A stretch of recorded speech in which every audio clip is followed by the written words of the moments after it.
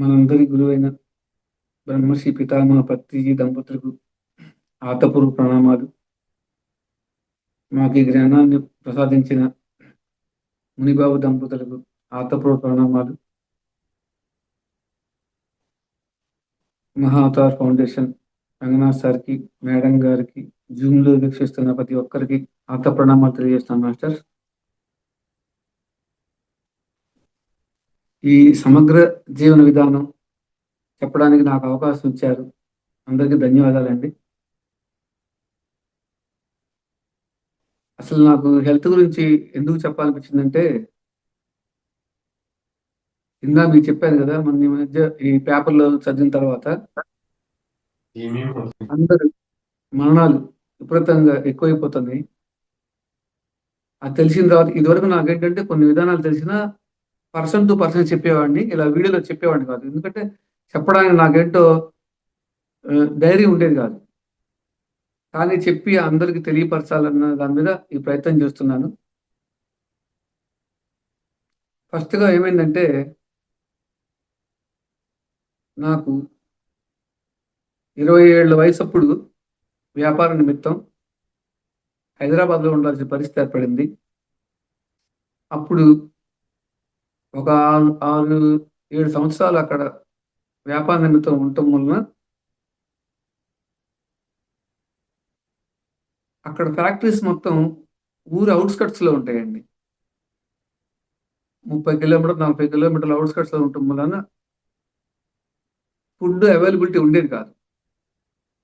నేనిప్పుడు ఈ విషయం చెప్పేది 30 ఇయర్స్ బ్యాక్ అండి. ఇప్పటిది కాదు.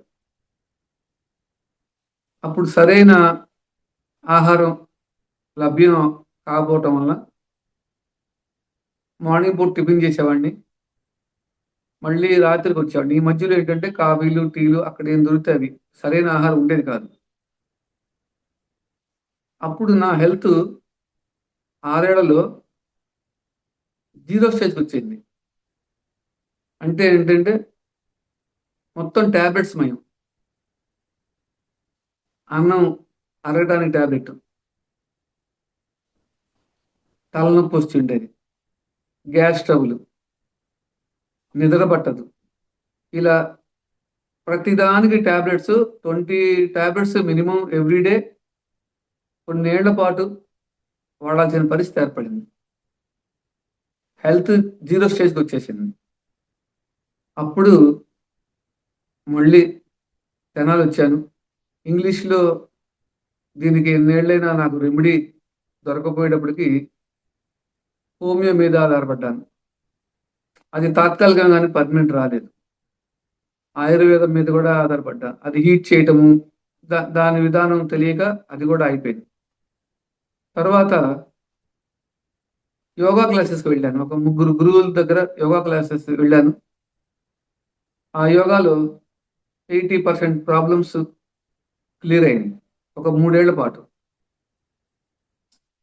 నాకు ఇంకా ఏమైందంటే, తెనాలిలో అఖిలాంధ్ర సాధు పరిషత్ అని సాధువులకు ఒక హెడ్ ఆఫీస్ ఉంది. ఇక్కడ చాతుర్మాస్యం అని 4 నెలలు కార్యక్రమాలు జరుగుతున్నప్పుడు ఎక్కడెక్కడ స్వామీజీలు, పీఠాధిపతులు, యోగులు చాలా మంది ఇక్కడికి వస్తుండేవాళ్ళు. వాళ్ళ దగ్గర కూడా నేను చాలా హెల్త్ టిప్స్ తీసుకోవడం జరిగింది. వాళ్ళకి తెలిసిన విధానాలు. దాంతో కూడా చాలా సమస్యలు క్లియర్ అయినాయి నాకు. ఆ తర్వాత నాకు అన్నీ క్లియర్ అయినా లాస్ట్‌లో సైనస్ ప్రాబ్లమ్ అనేది నిలబడిపోయింది.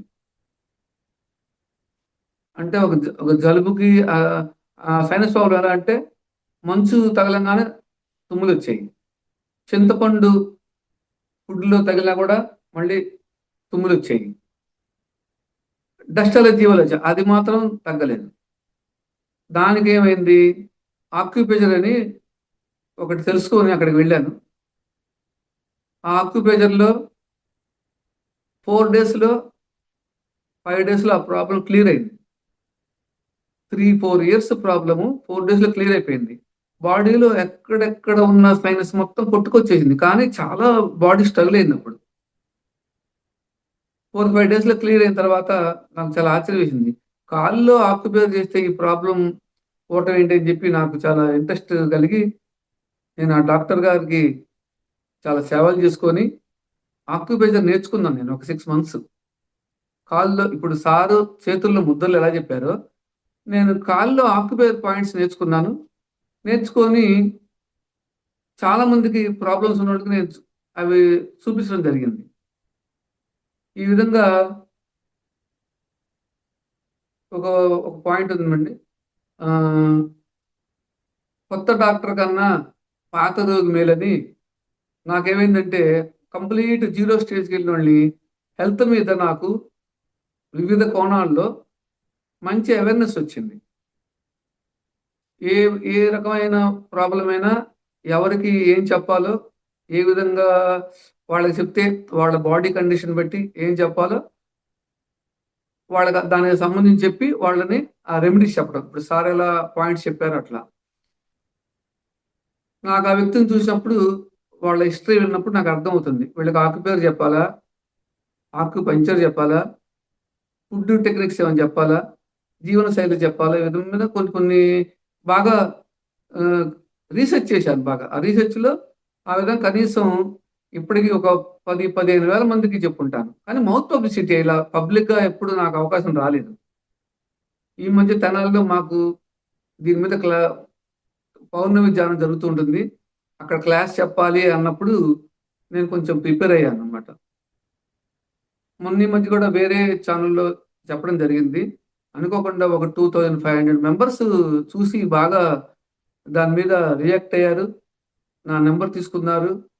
ఫోన్‌లు మాట్లాడారు. వాళ్ళకి కూడా రెమెడీస్ ఎళ్లి వాళ్ళు చాలా హ్యాపీ ఫీల్ అయ్యారు. ఇప్పుడు మనం తెలుసుకోవాల్సిందేంటంటే, వచ్చిన తర్వాత ఏం చేయాలన్న దాని మీదే మన విజ్ఞానము, మన వ్యవహారము అన్నీ నడుస్తా ఉంది. మన టెక్నాలజీ మొత్తం. అంటే ప్రాబ్లమ్ వచ్చిన తర్వాత ఏం చేయాలి అనే దాని మీద. వచ్చిన తర్వాత ఏం చేయాలి? ఇంగ్లీష్ డాక్టర్ దగ్గరికెళ్ళాలి, హోమియో దగ్గరికెళ్ళాలి, ఆయుర్వేదానికెళ్ళాలి, స్పెషలిస్ట్ దగ్గరికెళ్ళాలి. లే లేకపోతే మంతెన సత్యనారాయణ దగ్గరికెళ్ళాలి, లేకపోతే కాదర్ వల్లి గారి దగ్గర ఇవి తెలుసు గాని, రాకుండా ఏమి చేయలేమా అనే దాని మీద నాకు కొంచెం అవగాహన కలిగి మీ అందరికి చెప్దామని నా నా ఆలోచన మాస్టర్స్. అసలు ఫస్టు మన రోగాలకి మూల కారణం ఏంటో తెలుసుకోవాలి. ఆ మూలం సెట్ చేస్తే మిగతా తర్వాత అవే సెట్ చేసుకుంటాయి. మన బాడీలో భగవంతుడు మనకి ఎటువంటి శరీర నిర్మాణం ఇచ్చాడంటే 100 ఏళ్ల నుంచి 120 ఏళ్ళు దాకా సంపూర్ణమైన ఆరోగ్యంగా జీవించే విధానాన్ని భగవంతుడు మనకదిచ్చాడు. మనం సరియైన జీవిత విధానం ఉన్నప్పుడు. కానీ మనం అది తెలుసుకోవట్లేదు. ఇప్పుడు టెక్నాలజీ పెరిగిపోయింది. ఎన్నో విధానాలు తెలిసినియి. అయినా కూడా ప్రాబ్లమ్స్ ఏమి ఎవరికీ తగ్గట్లేదు. ఆహ్, ఆహారం మీద మంచి నాలెడ్జ్ కూడా పెరిగింది. ప్రజలకి పెరిగింది. మీడియా ద్వారా పెరిగింది. ఏ డెఫిషియన్సీ వచ్చింది? ఏం వాడాలి? ఏం ప్రాబ్లమ్ వచ్చింది? ఏం వాడాలి? ఏ స్పెషలిస్ట్ దగ్గరికెళ్ళాలి? అన్నీ తెలిసింది. ఇంత తెలిసినా కూడా ప్రాబ్లమ్స్ ఏమైనా తగ్గినియా? రోజు రోజుకి తగ్గినియా? ఇంకా పెరుగుతానే ఉన్నాయి రోజు రోజుకి. 100, 120 ఏళ్ళు జీవించాల్సిన మనం 60 ఏళ్ళకి దిగిపోయింది. అది ఈ 60 ఏళ్లలో పుట్టిన ప్రతి వాడి దగ్గర నుంచి ఈ 60 ఏళ్ల వరకు అందరికి ఏదో ప్రాబ్లమ్ ఫేస్ చేస్తూనే ఉన్నారు. ఇంట్లో ప్రతి ఒక్కళ్ళకి మెడికేషన్ అవసరం పడుతూనే ఉంది. అది ఎందుకు మనం తెలుసుకోవాలి. ఆ ప్రాబ్లమ్ ఎక్కడుంది? ఆ ప్రాబ్లమ్ తెలుసుకొని మనం జీవన విధానం మార్చుకుంటే మనకి 100-120 రోజుల్లో మనం హ్యాపీగా ఉండటానికి మన బాడీకి అవకాశం ఉంది. ముందు అది తెలుసుకోవాలి మనం. ఫస్టు మన రోగాలకి మూల కారణం ఏంటంటే, మనకి సరైన పని లేకపోవటం. ఇప్పుడు నేను మీకు గొప్ప గొప్ప విషయాలేం చెప్పట్లేదు మాస్టర్స్.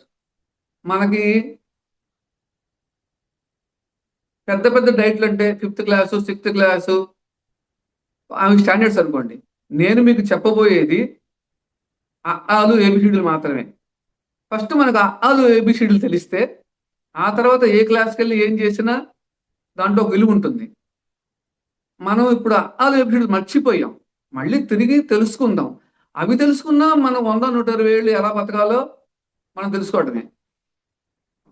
మళ్ళీ నేను కొత్త విషయాలని కొత్త విషయాలు కాదు ఎందుకంటున్నానంటే, ఇదివరకటి రోజుల్లో, పూర్వపు రోజుల్లో మన అమ్మమ్మలు, తాతయ్యలు వాళ్ళు ఏ విధంగా వాళ్ళ జీవన శైలి గడిపారు?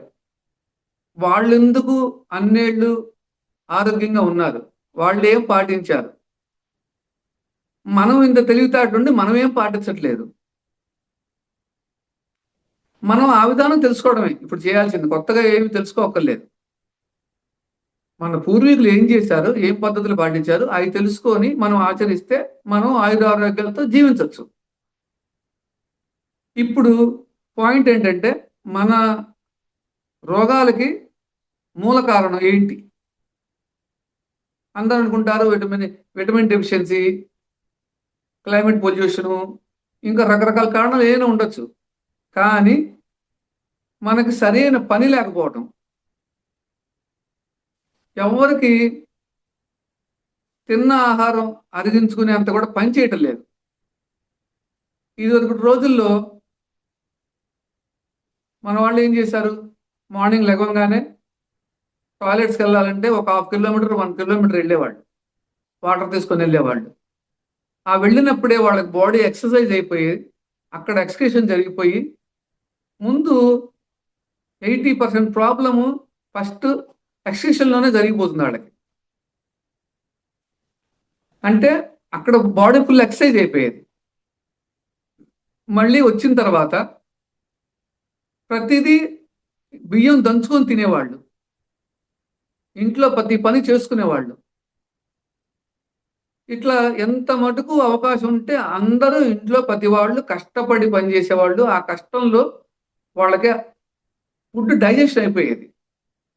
ఇప్పుడు మనకంత పని లేకపోవటం వలన ఏమవుతుందంటే, మనం తిన్న ఆహారం, అరగని పదార్థాలు మనలో నెగెటివ్స్‌గా ఫార్మ్ అవుతున్నాయి. ఈ నెగెటివ్స్‌గా ఫార్మ్ అయిన ఆహారాలు ఏమవుతున్నాయంటే, స్టమక్‌లోకెళ్ళినప్పుడు ఫ్యాటీ లివర్‌గా మారుతుంది. హార్ట్‌లోకెళ్ళినప్పుడు కొలెస్ట్రాల్ పెరిగి హార్ట్ ప్రాబ్లమ్స్ వస్తున్నాయి.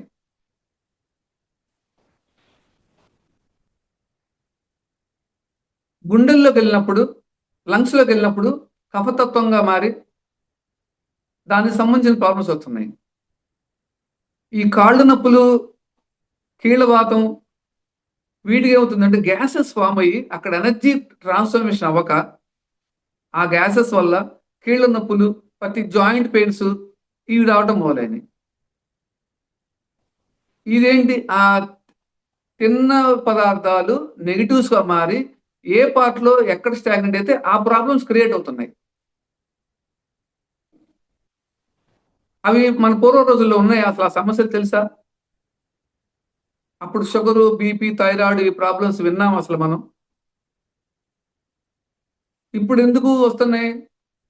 సరైన పని లేక మనకి. మనకు ఆకలేసినప్పుడు మాత్రమే తినాలి.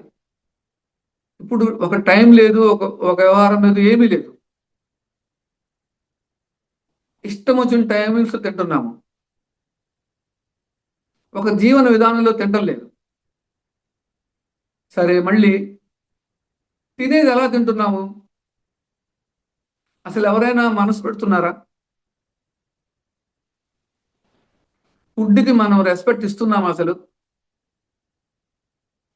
మీరెవరైనా మా ఇంటికొచ్చారనుకోండి, నేను మిమ్మల్ని పట్టించుకోకపోతే మీకెలా ఉంటుంది? కోపమొస్తుందా? రాదా? ఏది ఒక్కసారొచ్చినందుకే ఏంటి ఆడింటికెళ్ళి పట్టించుకుంటారు. అలాగే మనం ఆహారం తినేటప్పుడు దాన్ని పట్టించుకుంటున్నాం మనం అసలు? ఎవరైనా మనసు పెడుతున్నామా? శ్రద్ధగా తింటున్నామా అసలు? ఏం తింటున్నామో, ఏం చేస్తున్నామో ఎవ్వరు ఒక్క పర్సెంట్ కూడా మనసు పెట్టి తినటం లేదు. అది మనకు ఎందుకు రెస్పెక్ట్ ఇచ్చి మనకు వర్క్ చేస్తుంది? దానికి కూడా కొన్ని ఎనర్జీస్ ఉంటాయి. మనకు తెలుసు కదా! మనం మెడిటేషన్ చేసేవాళ్ళు మనందరూ తెలుసు. దానికి కూడా చాలా ఎనర్జీస్ ఉంటాయి. ఎనర్జీస్ మనకెందుకు వర్క్ చేయాలి? ఎప్పుడు టీవీలు చూస్తూ తింటాం, సెల్ ఫోన్ చూస్తూ తింటాం, లేకపోతే అక్కడ లేని వ్యక్తుల గురించి అనవసరమైన విషయాలు మాట్లాడుతుంటాం. ఈ విధంగా మన ఫుడ్‌ని మనమే పాయిజన్ చేసుకుంటున్నాం. క్లైమేట్ పొల్యూషను, ఈ పదార్థాల్లో ఎరువుల ఆహారాలు, ఇంకా రకరకాల పొల్యూషన్స్ అనుకుంటున్నాం. కానీ పెద్ద సమస్య మన థాట్ పొల్యూషన్. సమాజంలో ఇప్పుడు నడుస్తున్న థాట్ పొల్యూషనే పెద్దది. మనందరి థాట్ పొల్యూషన్ వల్ల మనం తీసుకునే ఆహారం ఏ విధంగా పాజిటివ్ అవుతుంది? ఇప్పుడైనా మనం తెలుసుకొని మనం తినేటప్పుడు మన పిల్లలకు కానీ మనం కానీ 100% మనసు పెట్టి ఏం తింటున్నామో తెలియాలి, ఎలా తింటున్నామో తెలియాలి. అసలు టీవీ ఉన్న రూమ్‌లో ఫోన్లు పక్కన పెట్టేసేసి 100% మనసు పెట్టి తినటం ఈ రోజు నుంచి ఆచరిద్దాం మాస్టర్స్. సరే తింటున్నాము. ఎలా తినేటప్పుడు ఎలా ఉండాలంటే నవిలి, నవిలి, నవిలి తినాలి. అలా తింటున్నామా మనం? మనసు పెట్టినప్పుడు నవిలి తింటున్నామో కూడా మనకు తెలీదు. అలా వెళ్ళిపోతుంది లోపలికి అంతే. అప్పుడు డైజెషన్ ప్రాబ్లమ్స్ రాక ఏమవుతాయి? బాగా నవిలి, నవిలి తిన్నప్పుడు ఏమవుతుందంటే మన ఫుడ్డు సెలైవాతో మిక్స్ అయ్యి, ఆ మిక్స్ అయ్యి వెళ్ళిన ఆహారం ఎనర్జీగా మారుతుంది. సెలైవాతో మిక్స్ కాంది వేస్ట్‌గా వెళ్ళిపోతుంది. వాటర్ తాగుతున్నాం. ఎవరో చెప్పారు 3 లీటర్లు తాగితే మంచిది, 4 లీటర్లు తాగితే మంచిది అని చెప్పి అబ్నార్మల్‌గా వాటర్ తీసుకుంటున్నాము. మనకు వాటర్ తీసుకోవటం కూడా తెలీదు. వాటర్ ఇంట్లో ఉన్నోళ్ళకి అందరికి ఒకలా వర్తించదు. కష్టపడే వాళ్ళుంటారు. వర్క్ చేసేవాళ్ళుంటారు. వాళ్ళు ఎక్కువగా తీసుకోవాలి. ఇంట్లో మనం కదలకుండా ఉండేవాళ్ళం. మన పరిస్థితిని బట్టి అవసరానికి తగ్గట్టే తీసుకోవాలి. వాటర్ తాగేటప్పుడు కూడా సిప్ చేస్తూ తాగాలి. కప్పు తీసుకున్నామంటే టీ తాగినట్టు సిప్ చేస్తూ తాగాలి. అది కూడా లాలాజలంతో కలిసి చెల్లిన వాటరే మన బాడీ తీసుకుంటుంది. గ్లాస్ వాటర్ తీసుకున్న బాడీ తీసుకోదు. ఈ ఈ వాటర్ తీసుకోవటం చేత కాకపోవటం మూలానే మనకు బోలెడు ప్రాబ్లమ్స్ వస్తున్నాయి. ఓవర్‌లోడ్ అయిపోతుంది.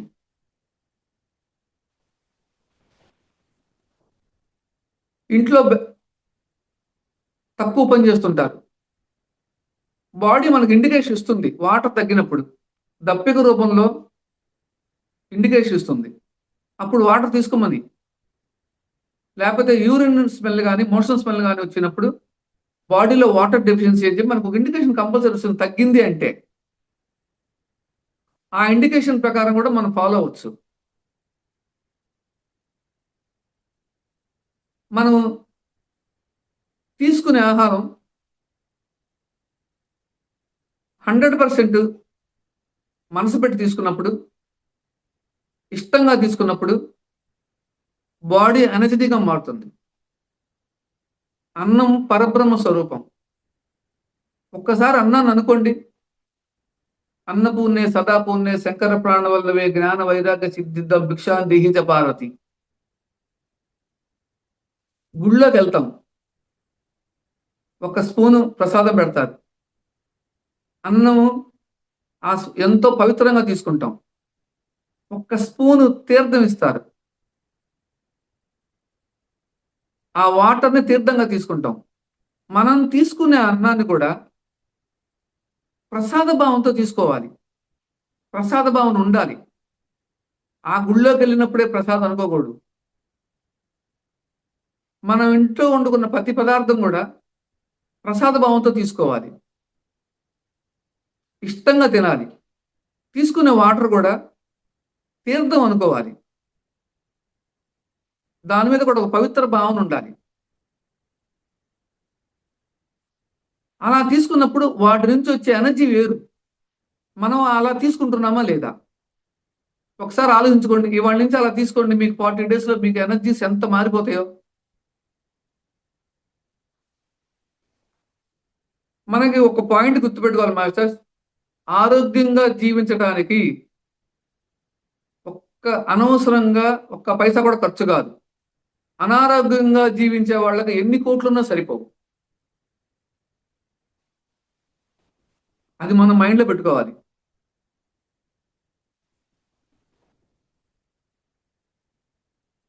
ఈరోజు హాస్పిటల్స్కి వెళ్తే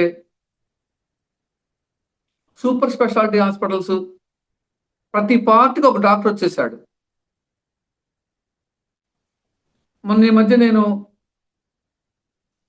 వేరే ఒక పర్పస్ హాస్పిటల్కి వెళ్ళినప్పుడు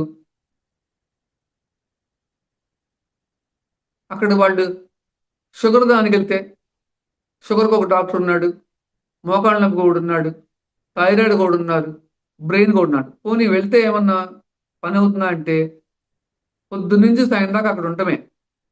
అందరు రిపోర్ట్స్ రాసేస్తున్నారు, టెస్ట్లకు వెళ్ళటం. అక్కడికి వెళ్తే వాళ్ళు 1 minute ఆ టెస్ట్ని బట్టి డయాగ్నోస్ చేస్తున్నారు. రోజు 100 మంది మించి చూస్తానికి వాళ్ళకి మాత్రం మనసు పెట్టగలరు వాళ్ళు? తప్పు ఎవరిది? మన జీవన విధానం, మనం ఎలా జీవించాలో తెలియక, ఎలా ఉండాలో తెలియక, ఎలా తినాలో తెలియక మనం అనారోగ్యాలు తెచ్చుకొని డాక్టర్లు సరిగ్గా చుట్టలేదు, డాక్టర్లు సరిగ్గా చేయట్లేదు, వాళ్ళ మీద నిందిస్తున్నాం. అసలు వాళ్ళ దగ్గరికి వెళ్ళాల్సిన అవసరమే లేదు. మన జీవన విధానం మార్చుకుంటే, మన జీవన శైలిని మనం మార్చుకొని మనం పవిత్రంగా జీవిస్తే, అదే మన పూర్వీకులు ఏం చేశారు? వాళ్ళు వెళ్ళారా అసలు ఎక్కడికన్నా? అవసరం ఎక్కడికి వెళ్ళలేదు వాళ్ళు. అంత హాస్పిటలైజేషన్ వెళ్ళలేదు వాళ్ళు. మనం ఎందుకు వెళ్ళాల్సిన పరిస్థితి ఏర్పడింది? మన జీవన విధానం మార్చుకున్నాం.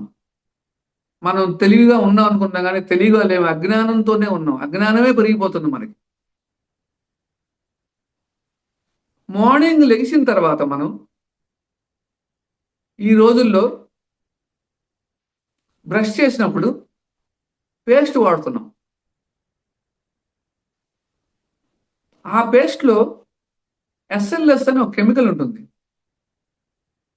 ఇంకా ఆ పేస్ట్ నిల్వ ఉండటానికి చాలా ప్రిజర్వేటివ్స్ వాడాలి. ప్రిజర్వేటివ్స్ వాడకపోతే ఆ పేస్ట్ నిల్వ ఉండదు. దానివల్ల ఏమవుతుంది? పళ్ళకి స్ట్రెంత్ కోల్పోతున్నాం మనం. మన పూర్వపు రోజుల్లో ఇన్ని డెంటల్ హాస్పిటల్స్ ఉన్నాయండి. వాళ్ళు ఏం వాడారు? వేప పుల్ల వాడారు, గానుగ చెక్క గానుగ చెక్క వాడేవాళ్ళు, కచ్చిక అని చెప్పి బొగ్గుతో సంబంధించి వాడేవాళ్ళు. ఏ రోజు వాళ్ళు డెంటల్ డాక్టర్ అవసరం పడలేదు. ఇప్పుడు ప్రతి ఒక్కడికి ఒక ఫ్యామిలీ డెంటల్ డాక్టర్ ఏర్పడే పరిస్థితులు ఏర్పడ్డాయి. ఎందుకు? మనం తెలివితేటలతో పేస్ట్లు వాడటం వలన డబ్బులిచ్చి రోగాలు కొనుక్కొచ్చుకుంటున్నాం మనం. సరే, ఇప్పుడు ఇప్పుడు ఏం చేయాలి? దానికి మార్గం ఉంది. వేప పొడి అమ్ముతున్నారు ఇప్పుడు. హెల్త్ మీద అవేర్నెస్ బాగా పెరిగింది. మనం తెలుసుకొని వెళ్ళి మళ్ళీ మన జీవన విధానం మార్చుకొని మళ్ళీ మనం హ్యాపీగా ఉండే పరిస్థితులు ఉన్నాయి. మనం తెలుసుకోవాలి, మనసు పెట్టాలి మనం. ఇప్పుడు వేప పొడి వాడుతున్నారు. ఆ వేప పొడి తెచ్చుకోండి, దాంట్లో తగినంత సాల్ట్ కలుపుకొని, యాలకుల పొడి మిక్స్ చేసుకొని బ్రష్ చేసుకుంటే, ఈ రోజు స్టార్ట్ చేసినా సరే వేప పొడి వాడటం వలన డెంటల్ డాక్టర్ని ఈ రోజు నుంచి ఎవరైతే వాడతారో వాళ్ళు మర్చిపోవచ్చు డెంటల్ డాక్టర్ని, పేస్ట్ మానేసి. మళ్ళీ మనం కాఫీలు టీల మీద బాగా ఆధారపడుతున్నాం మనం. Early morning coffee, tea, milk blend చేయటం మూలాన ఏమవుతుందంటే మనకి 14 years తర్వాత బాడీకి మిల్క్ అరిగే కెపాసిటీ ఉండదు. యోగా క్లాసెస్లో నేను విన్నదాన్ని బట్టి మన బాడీకి మిల్క్ ప్రొడక్ట్స్ అవసరం లేదు. కాఫీగా బ్లాక్ కాఫీలో తాగొచ్చు, పాలుగా తాగొచ్చు, టీ తాగొచ్చు. కానీ అవి మూడు బ్లెండ్ చేస్తే లోపల మనకు అది ఒక నెగటివ్ క్రియేట్ అవుతుంది. ఈ ఈ నెగటివ్ క్రియేట్ అవటం మూలన మళ్ళీ బాడీ, నేను చెప్పాను ఇందాక, అవి వెళ్ళి ఎక్కడ ఫామ్ అయితే అక్కడ ప్రాబ్లమ్స్ క్రియేట్ చేసుకుంటుంది అది. వాటి ప్లేస్లో కషాయాలు తాగండి. వంటిల్లే వైద్యశాల అన్నారు. రోజు ధనియాల కషాయం తాగండి, మిరియాల కషాయం తాగండి, జీలకర్ర కషాయం తాగండి, కొత్తిమీర, కరేపాకు వాటిని రిప్లేస్ చేసి ఈ కషాయాలు తాగటం మూలన బాడీ డిటాక్సిఫికేషన్ జరిగిపోతూ ఉంటుంది. ఇలా ఈ పాజిటివ్ గా మనం చేయటం మూలాన మన బాడీలో కొత్త సెల్స్ ఎవ్రీడే, నెగిటివ్ మన బాడీలో రాదనుకోండి, ఈ ఈ కొత్త సెల్స్ ఏవైతే పాజిటివ్ సెల్స్ క్రియేట్ అవటం వలన ఈ నెగిటివ్ సెల్స్ ఎనర్జీ తగ్గిపోయి 100 డేస్లో 120 డేస్లో కొత్త సెల్స్ ఇవ్వండి, మన హెల్త్ ప్రాబ్లమ్స్ మొత్తం క్లియర్ చేసుకోవచ్చు. మనం ప్రతిదీ ఇలా తెలుసుకొని మన జీవన శైలి మార్చుకోవడం వలన ఇప్పుడు మనం స్పెసిఫిక్గా రైస్ వాడుతున్నాం. ఇప్పుడు వచ్చే రైస్లో ప్యాకెడ్ రైస్ వస్తున్నాయి. మాది తెనాలిలో ధాన్యం వ్యాపారం అవటం మూలన నాకు దాని మీద కొంచెం అవగాహన ఉంది. అక్కడ ఏం జరుగుతుందంటే, మన పూర్వకాలంలో రైస్ని ఒడ్లు దంచుకొని తీసుకునేవాళ్ళు. దాంట్లో స్టార్చ్ కంటెంట్ 6 months అలా ఉండిపోయి మన బాడీకి ఎనర్జెటిక్గా ఉండేది. ఇప్పుడు ఏమవుతుందంటే, పొలంలో నుంచి డైరెక్ట్గా రైస్ మిల్కి వెళ్ళి స్టీమ్ ఇస్తున్నారు వాళ్ళు. స్టీమ్ ఇవ్వటం వల్ల ఏమవుతుందంటే, దాంట్లో ఉన్న స్టార్చ్ కృత్రిమంగా డ్రై చేస్తున్నారు వాళ్ళు. అది 6 months పాటు సహజంగా డ్రై అవ్వాలే కానీ వాళ్ళు ఇమ్మీడియట్గా డ్రై చేసి దాన్ని రిమూవ్ చేస్తున్నారు. అంటే మనం ఏం చేస్తున్నామంటే, ఈ ఈ టెక్నాలజీ పెరగటం మూలాన వాళ్ళు దాంట్లో స్టార్చ్ తీసేయటం వలన అన్నం నిలబడాలంటే ఆ స్టార్చ్ తీసేస్తారు వాళ్ళు. లేకపోతే కొత్త రైస్ అన్నం మెత్తబడిపోతుంది. ఆ స్టార్చ్ తీసేస్తే రైస్ అన్నం నిలబడుతుంది. అంటే మనం ఏం చేస్తున్నాం, గడ్డి తింటున్నాం.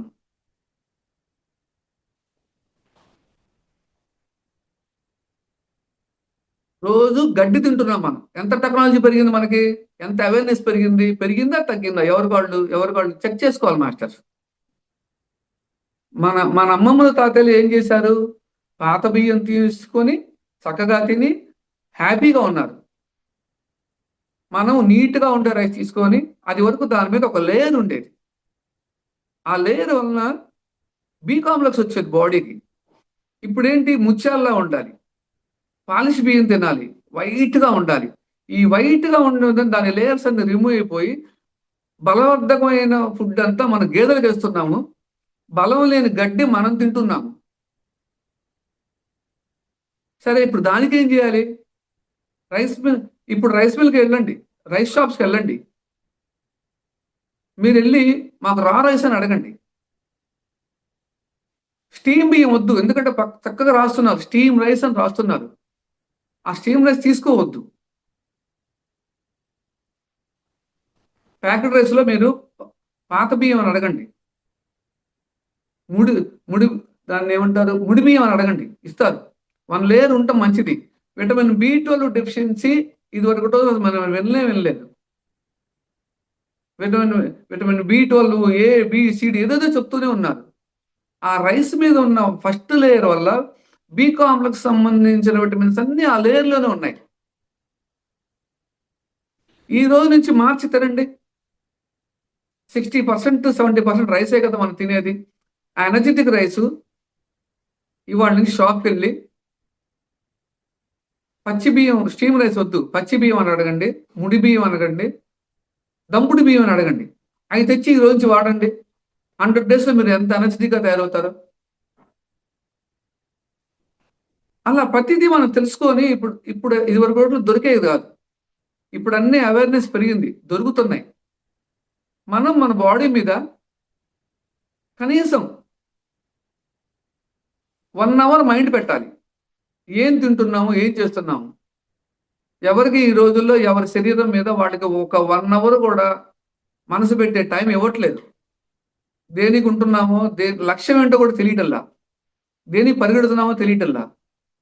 ఏం తింటున్నామో తెలియటల్లా. 24 గంటల్లో 1 అవర్ మీ గురించి మీరు కేటాయించుకొని ఇటువంటి ఐటమ్స్ తెలుసుకొని తినండి. ఆర్గానిక్ స్టోర్స్ చాలా ఓపెన్ అయినాయి. ఆర్గానిక్ ఫుడ్స్ మీద మైండ్ పెట్టండి. ఈ విధంగా 100 నుంచి 120 డేస్లో మీరు తిరిగి పూర్ణ ఆరోగ్యవంతులు అవడానికి అవకాశాలు బోల్డ్ ఉన్నాయి. తెలుసుకొని పాటిస్తే మనం. ఇప్పుడు ఇడ్లీ దోశ తింటున్నాం. ఇదివరకు ఏం చేసేవాళ్ళు? మినప పొట్టు పప్పు వాడేవాళ్ళం. ఆ పొట్టులో బి కాంప్లెక్స్ ఉంది. ఇప్పుడు అలా కాదు. మినప గుళ్ళు పాలిష్డ్ వాడుతున్నాం. వాటిని ఏం చేస్తున్నారు? రాజస్థాన్ పౌడర్ దానికి ఫినిషింగ్ గా ఇస్తున్నారు. ముత్యాల్లా ఉండాలి. ఆ కెమికల్ బాడీలోకి వెళ్ళి ఎన్ని టాక్సిన్స్ క్రియేట్ చేస్తుంది, ఎన్ని ఇల్ హెల్త్ ప్రాబ్లమ్స్ క్రియేట్ అవుతాయి దానివల్ల. దాన్ని కొంచెం సేపు కడుక్కొని తినడం మన సమయం కేటాయించగా ఇమ్మీడియట్ గా పని అయిపోవాలని ఆ పొట్టు మినపప్పు వాడకుండా కెమికల్ తెచ్చుకొని అనారోగ్యం మనమే గురి తెచ్చుకుంటున్నాం. ఇప్పుడు మళ్ళీ నేను చెప్పదలుచుకుంది ఏంటంటే, మన పూర్వీకులు ఏం చేశారు, వాళ్ళు ఏం ఆచరించారు, అవి తెలుసుకొని తిరిగి ఆచరించడం వలన మనకే సమస్యలు రావు, ఏ బాధలు రావు, ఏ కష్టాలు రావు. తిరిగి మనకు మళ్ళీ మన సెల్స్ రీజనరేట్ సిస్టమ్ మనలో ఉంది. కానీ ఇప్పుడు మనకు ఏం చేస్తున్నారు అందరూ? ఇంకా మళ్ళీ ఒక సెంటిమెంట్స్. మా నాన్నకి షుగర్ ఉందంట, నాకు ఉందిలే. వాళ్ళకి హార్ట్ అటాక్ ఉందంట, నాకు ఉందిలే. ఇలా మనమే దాన్ని ఆహ్వానించుకుంటున్నాం. వాళ్ళకుంటే మనకు ఉండాలని లేదు. సరే వస్తే ఉండనివ్వండి. వచ్చినా కూడా మన జీవన శైలి, మన విధానం మార్చుకుంటే 100% మనం మళ్ళీ హెల్తీగా బతకడానికి కొన్ని వందల అవకాశాలు ఉన్నాయి. ఈ రోజు నుంచి ప్రతి వ్యక్తి మారినా, మన విధానం మార్చుకున్నా, మన గురించి మనం 1 గంట శ్రద్ధ వహించినా